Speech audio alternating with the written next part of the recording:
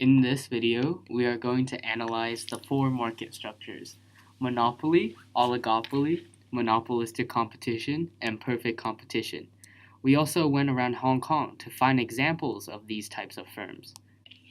In a monopolistic market, there's only one corporation supplying goods into the market. This gives the firm price-making power, which also leads to inefficiencies in the allocation of goods. An example in Hong Kong is gas. Although it may seem like there are different gas companies, all of them are being supplied by town gas.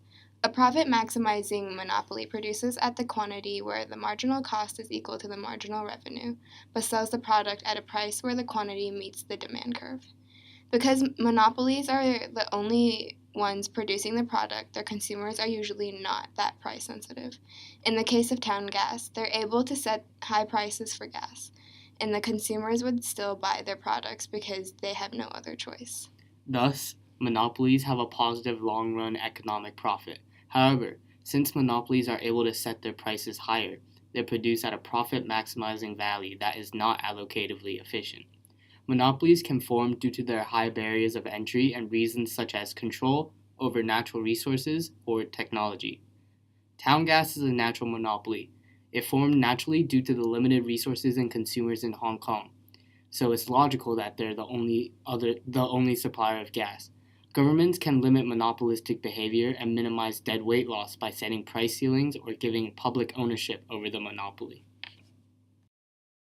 Next market structure that we're going to talk about is oligopoly. An oligopoly is a market structure containing 2 to 3 firms, and convenience stores in Hong Kong can be a good representation of that. Oligopolies have high barriers of entry, and we can see this in the convenience stores, in which smaller non-chain stores are harder to succeed because larger chains such as 7-Eleven and Circle K dominate the market. These firms all sell similar products and only have some price-making power. These firms are interdependent because if one firm sets the price lower, no one would buy from the other, but they also wouldn't profit. Firms in an oligopoly can control the price through tacit collusion, where they all set similar prices without actually communicating terms, because it would be illegal to do so.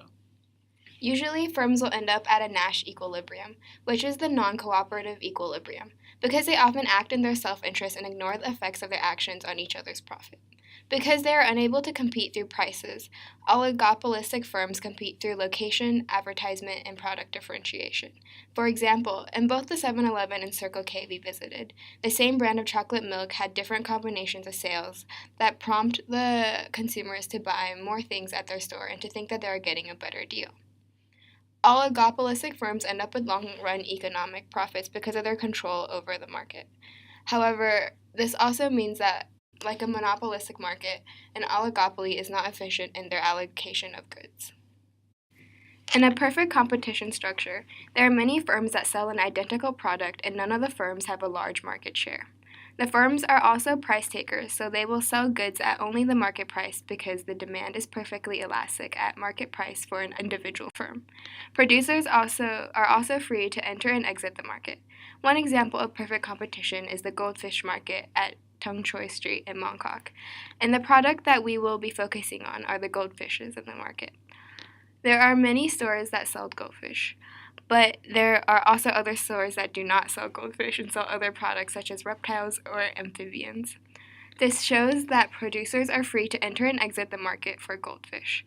All the stores that sell goldfish sell it for 20 Hong Kong dollars per bag of 2 goldfishes, showing all stores sell an identical product at the same market price. In perfect competition, firms also do not use non-price competition to increase profits because all the products sold are identical and all firms sell at the same market price. In perfect competition, firms produce at the profit maximizing point, where marginal cost meets marginal revenue. Firms may make profit if the market price is above average total cost, or a loss if market price is below average total cost in the short run. In the goldfish market, most stores only have one shopkeeper, and this reduces average variable cost, thus also reducing average total cost.